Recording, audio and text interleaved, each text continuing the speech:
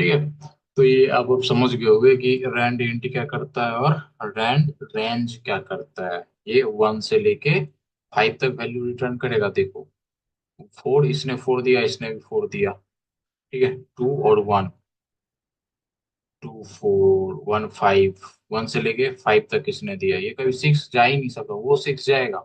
मैं फिर से रन करता हूँ, रेंडमली आपको रिटर्न कर रहा है। देखो दोनों 5 5 जा चुके हैं।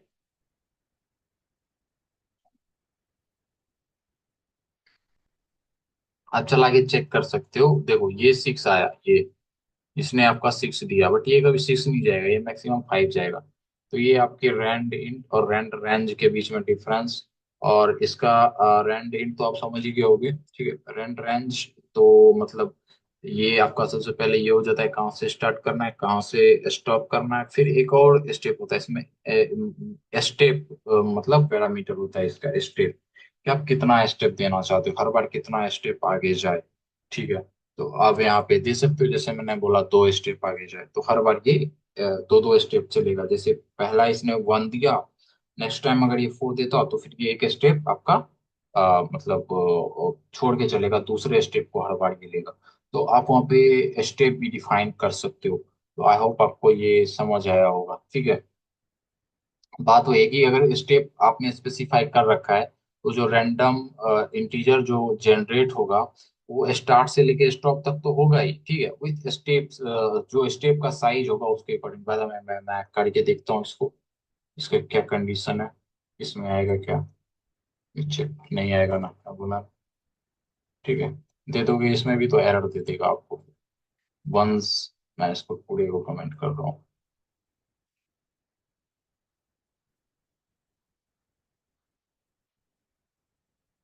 3 आया आपका, 3 1 5। वही है, मतलब इसका कोई खासा यूज होता नहीं है वैसे। पर चलो ठीक है, क्योंकि वैल्यू तो आपको रैंडम मिल रही है। आपको तो पता है नहीं कि एक्चुअली आएगा क्या। तो 2 स्टेप छोड़े, 4 स्टेप छोड़े, मतलब दिक्कत क्या है। व्हाट इफ मैं यहाँ बोल दूं भाई आप 12 स्टेप छोड़ दो। ठीक है, देखो फिर भी ये आपका 1 1 1 1 अब दिए जा रहा है, सिर्फ 1 1 1 दे रहा है। क्यों? क्योंकि आपने 1 से 6 तक ही बोल रखा है, और आप इसको बोल रहे हो 12 स्टेप छोड़ दो। अगर मैं इसको 16 दे दूं तो फिर कुछ हो सकता है आपका। इट अभी भी ये 1 ही दे रहा है। ठीक है, इसका कोई खासा यूज है नहीं, तो आप इसको इग्नोर कर सकते हो। बेसिकली इससे आपके क्वेश्चंस, हाँ 2 3 क्वेश्चंस आते हैं वही डाइस वगैरह से रिलेटेड। तो आप देख लोगे तो आपके लिए बहुत बेहतर होगा। ठीक है, मतलब अगर मैं इसको बोलूँ 1 से लेके 11 तक चल भाई, और हर बार 2 2 स्टेप ले, तो ये कुछ आपका इस तरह की वैल्यू देंगे। जैसे 1 देगा, 3 देगा, 5 देगा, 7 देगा, 9। ये सिर्फ आपको ये वाली वैल्यू दे देंगी। आई मीन टू से, यहाँ आप देख सकते हो।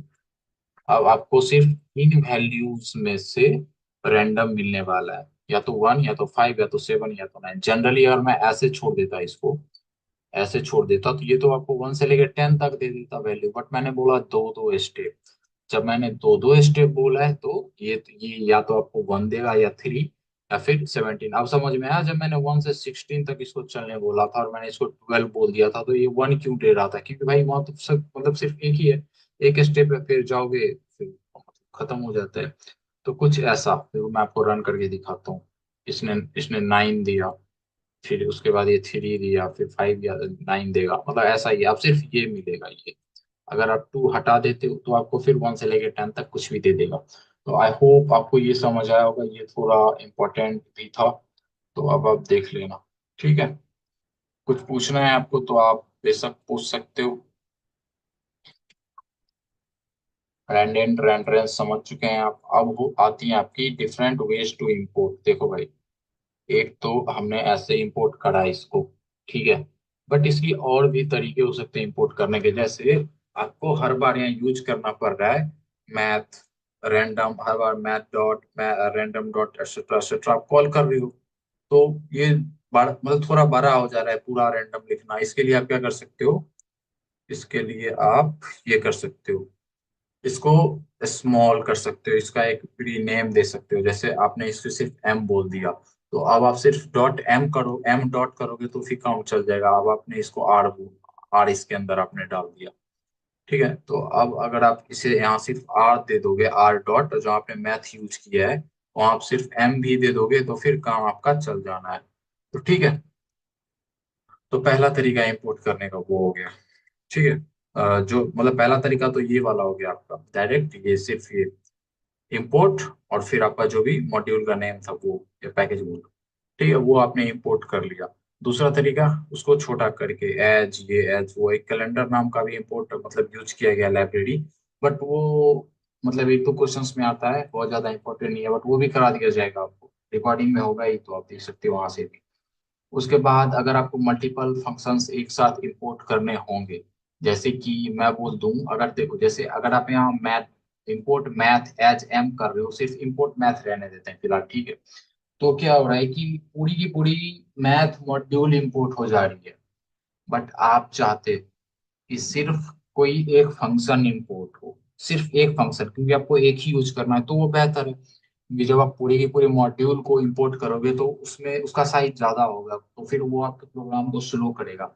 कैसा रहे, मैं ये बोल दूं यहाँ पे कि मुझे सिर्फ पावर यूज करना है, math dot P O W जो था, ठीक है, तो मुझे सिर्फ वो चाहिए, तो बोल सकते हो उसके लिए आपका होता है फ्रॉम, फिर आपका होता है मॉड्यूल का नेम, जो भी मॉड्यूल का नेम, जैसे अपने यहाँ मॉड्यूल का नेम क्या है, मैथ, ठीक है, जो भी आपका मॉड्यूल का जैसे मैथ था, फिर जो भी आपको इंपोर्ट करना था, जैसे मैंने बोला स्क्वायर रूट भाई दे दे, और क्या क्या दे दे, पावर दे दे, साइन दे दे, कॉस दे दे, फिर जो भी है आप यहाँ से इंपोर्ट बहुत इजीली कर सकते हो। अब आप इन सब का यूज डायरेक्ट कर सकते हो। अब आप खुद गौर करो, जब आप इसको ऐसे इंपोर्ट करा रहे थे तो ये पूरी की पूरी मैथ लाइब्रेरी को इंपोर्ट कर रहा था, जो कि बहुत ज्यादा स्लो कर देगा आपके कोडिंग। मैथ लाइब्रेरी क्या है, एक पर्टिकुलर साइज होगा, यहाँ क्या हो रहा है, यहाँ सिर्फ आप वो इंपोर्ट कर रहे हो जो आपके काम की चीज है, वैसा ही आप यहाँ भी कर सकते हो। जैसे फ्रॉम आप दे सकते हो, फ्रॉम रैंडम, आप दे सकते हो import randint randrange etcetera etcetera. I hope आपको समझ आ ही गया होगा। ठीक है, और फिर अगर आप चाहते हो कि नहीं, मुझे एक एक करके फंक्शन नहीं करना, मुझे सारे के सारे करने हैं, तो कुछ नहीं, आपको यहाँ के स्टार डाल देना है, स्टार डाल देना है, हो गया बस। फ्रॉम मॉड्यूल का नेम मैथ है, इंपोर्ट स्टार, स्टार में अब सब कुछ आ जाएगा, जो भी आपका सारा का सारा इंपोर्ट होके बहुत इजीली चलाएगा। और ये तो मैंने आपको बताया ही, नेम चेंज करना, नेम एलियासेस, तो इम्पोर्टेंट सब यही सब था जिससे कि मैंने आपको बता दिया। देखो यहाँ पे अगर आप मॉड्यूल का नेम ऐसा कुछ दे सकते हो, तो आप यहाँ पे भी इसको चेंज कर सकते हो, जैसे आपने सिर्फ पर्टिकुलर फंक्शंस इंपोर्ट करा है, ठीक है, यहाँ पे भी आप इसकी नेमिंग कर सकते हो, स्क्वायर रूट को आप एस क्यू बोल दो, पावर को आप पी बोल दो, ठीक है, साइन को आप डबल एस बोल दो, कॉस को आप डबल सी बोल दो, तो ऐसे आप यहाँ भी नेमिंग कर सकते हैं, इसको बोलते हैं नेमिंग एलियासेस, या फिर एलियासेस आप बोल सकते हो शॉर्ट फॉर्म।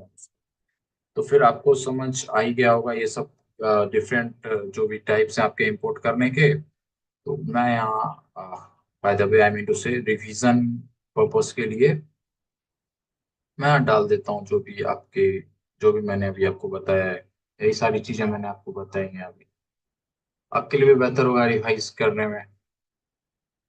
तो ठीक है भाई,